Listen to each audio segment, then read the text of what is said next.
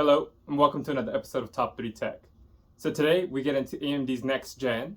It's not the 7900 XTX, but it is the XFX Speedster Merc 310 7900 XT.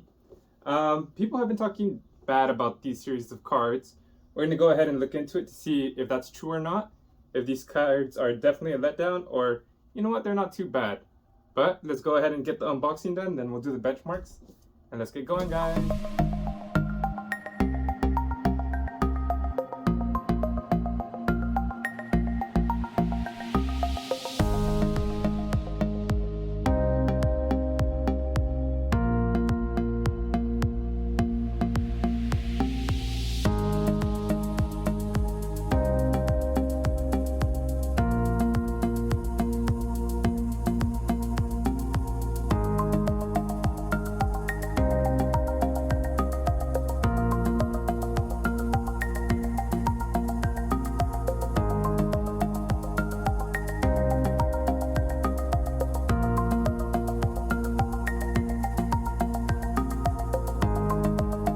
Okay guys, I'm excited to see what's inside. I have unboxed many XFX cards the last gen, and I pretty much know how they look like from the back of my hand, all the contents inside.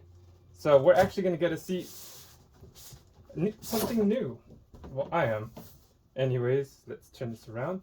This is my first time taking out the contents. I went ahead and cut the seal and took off the flap just to make the unboxing easier for myself. Oh wow, this looks different already. Can you guys get it? All right, perfect. You guys got a good shot with me as well. Look, there's this placard. Interesting. Let's keep it like right here.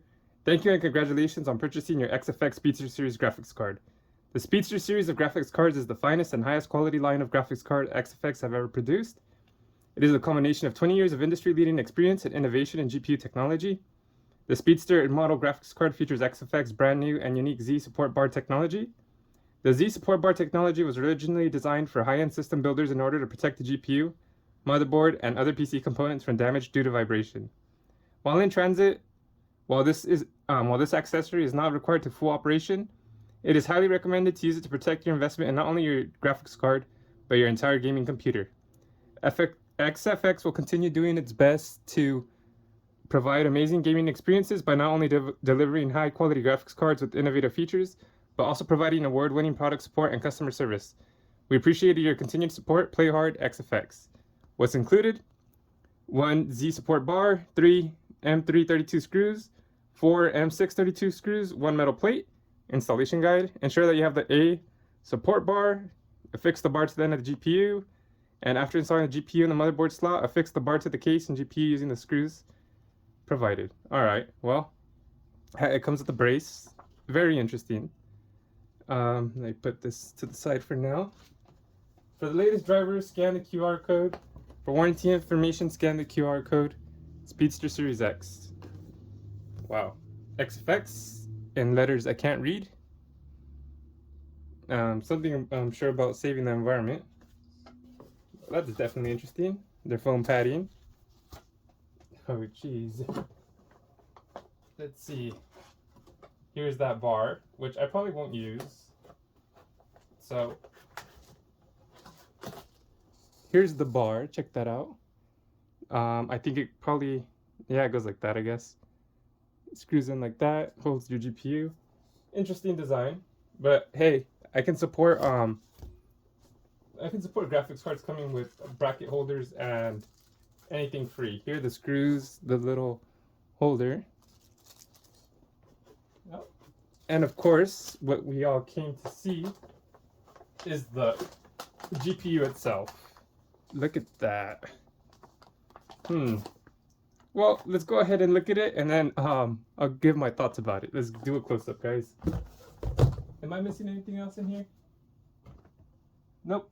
This is a triple fan design card. It is 344mm in length. It doesn't have the XFX logos on it, surprisingly. We have this silver gray metal backplate on the back with the heatsink on the right.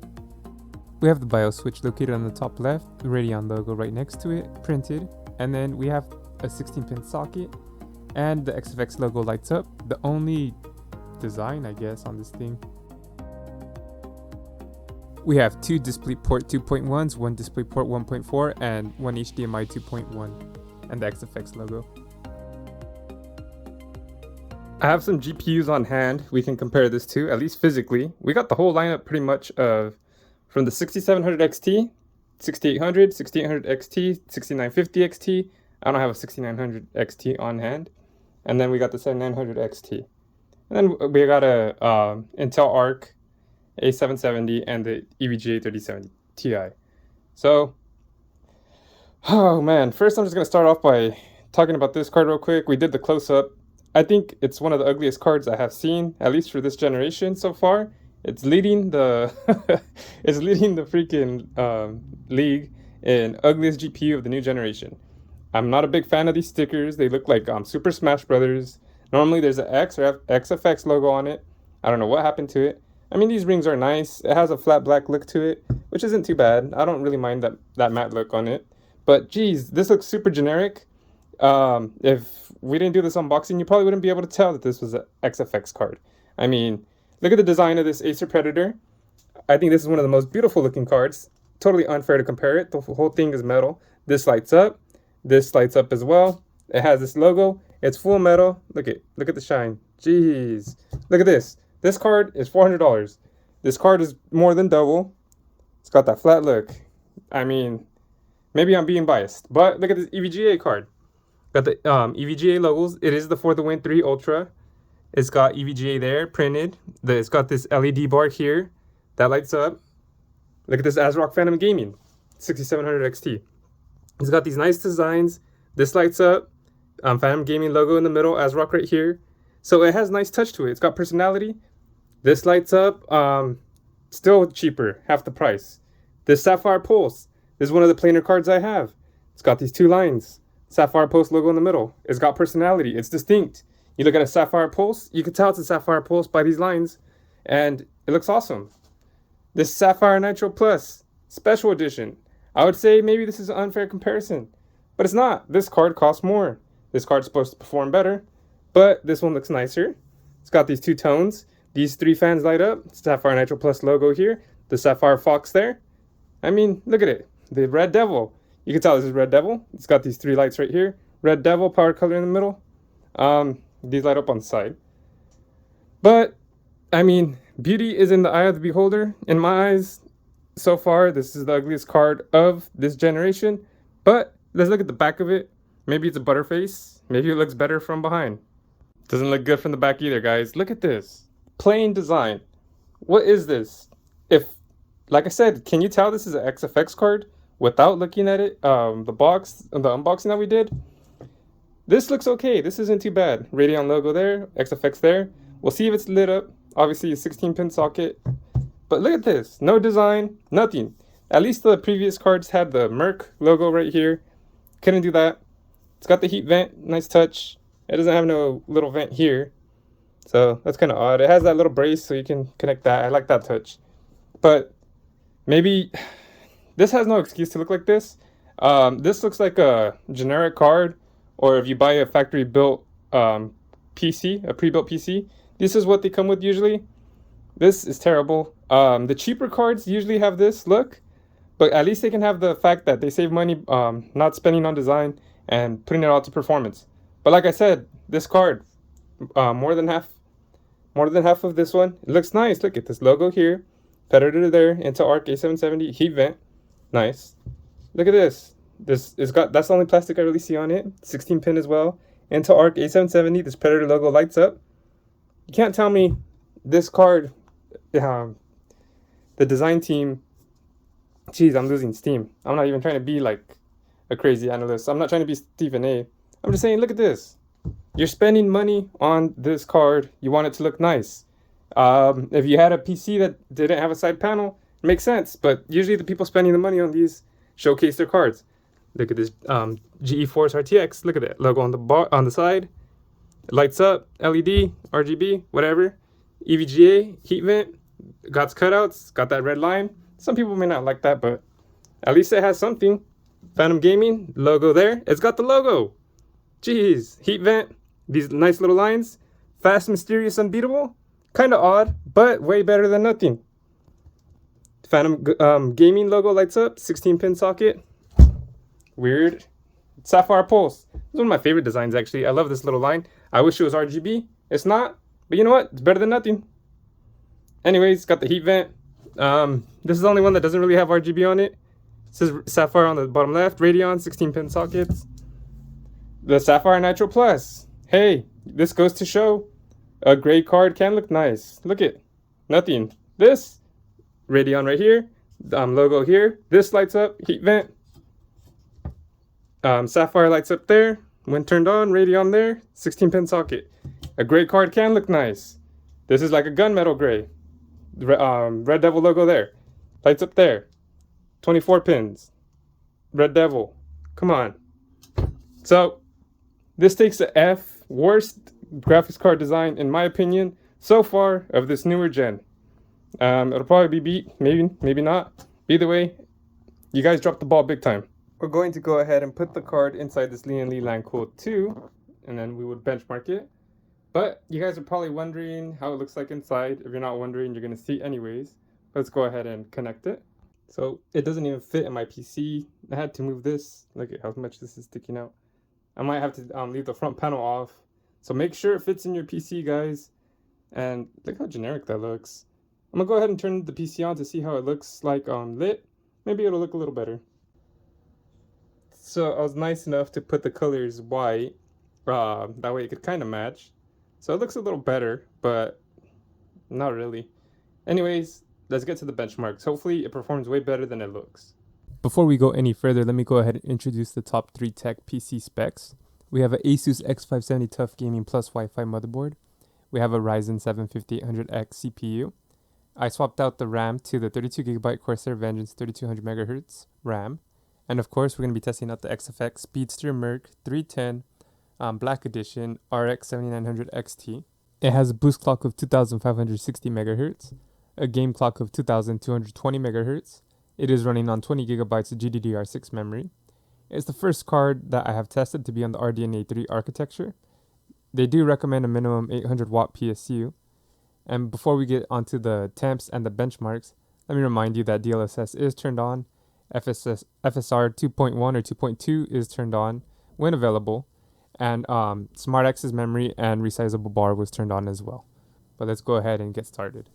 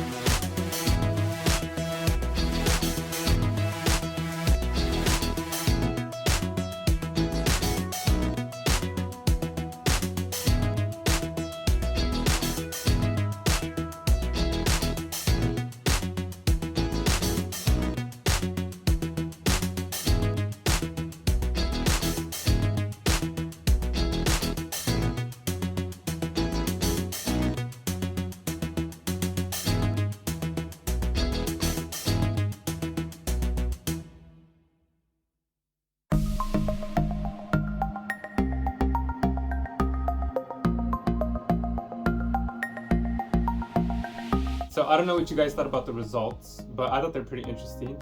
We're going to compare this card to the 4080 since that's the only newer NVIDIA card I have, or the newer gen. It'd be nice to compare this to the XTX and the 4070 Ti, but I haven't got my hands on those yet. But on the charts, I do have the 6950 XT, and I also have the 3090 Ti. It is on older drivers, but we'll go ahead and compare it to those two, especially since the 4070 Ti is supposed to be like a 3090 Ti. So that could help us see where it is a little bit.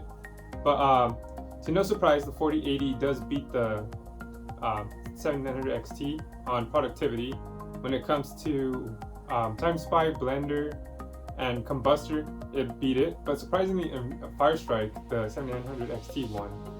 And when it comes to 4K, it did lose to the 4080 from 1 to 23 frames per second. And when it comes to 1440p, it did lose from 1 to 34 frames per second, depending on the game or the application. No surprise there, it is a more expensive card. But surprisingly, it does beat the 4080 at 4K from 8 to 12 frames per second in Call of Duty and Far Cry, which is, Call of Duty is more optimized for AMD, it seems like, Far Cry as well. But still, it beats it. The 4080 is a more expensive card, so that's nice to see. And it also beat the 4080 in 1440p from 2 to 29 frames per second in some games, and it even tied it in some games as well. And since it tied it and the 4080 is more expensive, I consider that a dub. So I like that. I think that's a huge shout out to the 7900 XT. I feel like it gets a bad rap, and I feel for its price range, people don't like it, but I feel like it's at a pretty good price. So I know I said it was at a good price. Well, I guess compared to the 40, it's at a good price. But when you compare it to the 6950 XT or to the 3090 Ti, well, those might be the same price as this. But the 4070 Ti might be a little cheaper. It's a little hard to say if it's worth the price or not, because it does beat the 6950 XT at 4K from 8 to 22 frames per second. It beats it at 1440p from 12 to 39 frames per second. And 6950 actually beat it at Horizon, which is kind of weird. I don't know why, but Horizon's kind of optimized a little weird, because even with DLSS and FSR, sometimes you get less frames per second with FSR on, and DLSS doesn't give you much of a boost, at least at quality settings. So it's a little wonky. And then it does beat the 3090 at 4K from 5 to 26 frames per second, and at 1440p from 13 to 47 frames per second, which is a pretty big jump. I'm just going to assume the 4070 Ti probably performs a little better, so I can't knock it too much yet. But since we're comparing those at similar price, you can find a 4070 Ti from like $830, $840, and this Merc was about $900. So that's almost a $60 difference. That's not as bad as the 6950 price difference. The 6950 you can find around $700, and you might be better off getting that because it's not too much of a big jump from the 7900 XT from the 6950. So if you already have a 6950, just keep that and don't jump to this. But I mean, also if you have a 3090, don't jump as well. But since we're comparing them price to performance,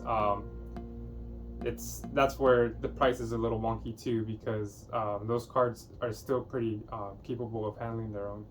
Since this is an expensive card and it's a newer card, I had to test out the ray tracing. I'm not the biggest fan of ray tracing, but oh well, we got to try it out.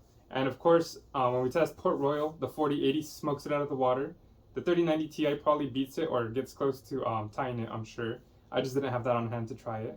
And when we test out Tomb Raider at 4K, we got 67 frames compared to 84 with the 4080.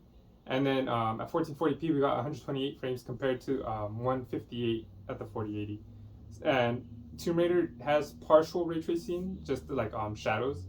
It doesn't have it integrated from like the ground up, so that's not too bad. That's very playable. 4K 60, 1440, 120. That's perfect. But when we go to Cyberpunk, that has ray tracing enabled from like the ground up. Has it on Psycho mode is where I tested it. And at 4K, we only got 15.79 frames compared to the 26.63 with the 4080. It's pretty much unplayable with Psycho mode on, unless you turn on FSR. It doubles it almost.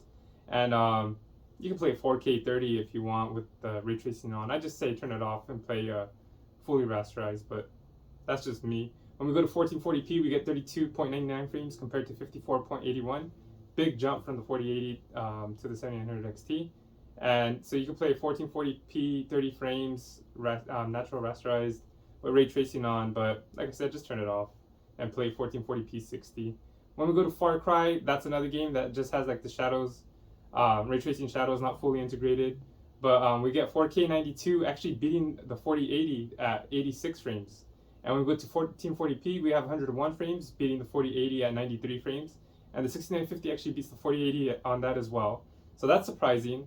But like I said, Far Cry is a little more biased towards AMD cards, so that's that. But it is nice to see the 7900 to win at ray tracing on something. And unfortunately, that's all the testing I had with ray tracing. I wish I had more and I could tell you more. But if you really need ray tracing, I'd probably recommend getting the 4070 Ti.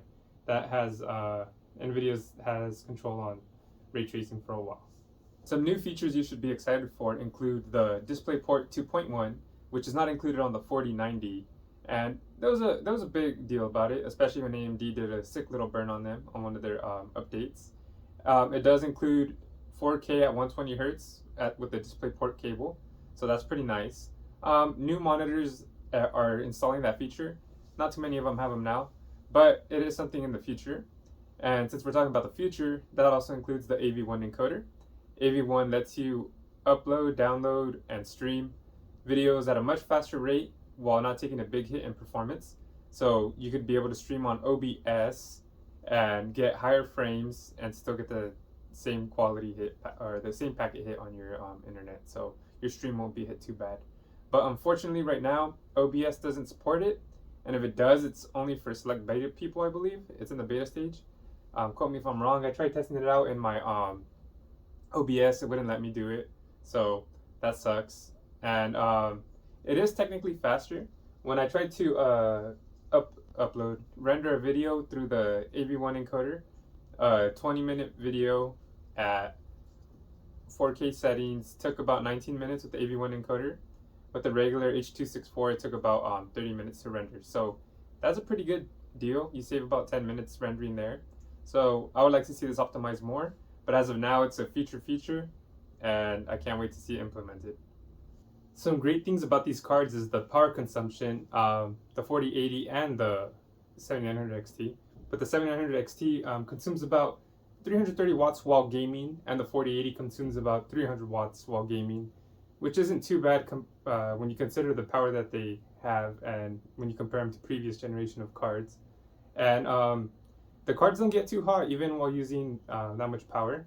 With the vapor chamber in this Merc, the temperatures didn't hit over 51 degrees, which is pretty nice. Of course, my room is at 72 degrees Fahrenheit, so you might get different results, but I compare all my cards to this, and this is the coolest card that I have had, which is saying something because I had some crazy design cards. But I was impressed by that. And I also like that this card came with a dual BIOS switch. You never know when you might brick your GPU trying to overclock it, or you never know what happens with the BIOS and you need to switch over. So I like that. You're paying a lot of money for these cards. Include as much features as you can. And then of course, since we're talking about features, I also like that it comes with that Z support bar. I like these cards are heavy. They're long. They need some support. They need some GPU bracket. That support bar is a great it's a great idea. It might look a little weird, but hey, anything to help your GPU not sag, I'll take it. So, I mean, I've talked pretty good about this card, a little bit bad, but I might as well talk a little bit more that's bad. And well, you already know, the biggest con I have with this card, other than maybe price, is the design. I feel like since you're paying so much money for these cards, that it should have way more features or something, a better aesthetic to it than what it comes with. It looks pretty plain, and these GPUs are just getting longer and longer.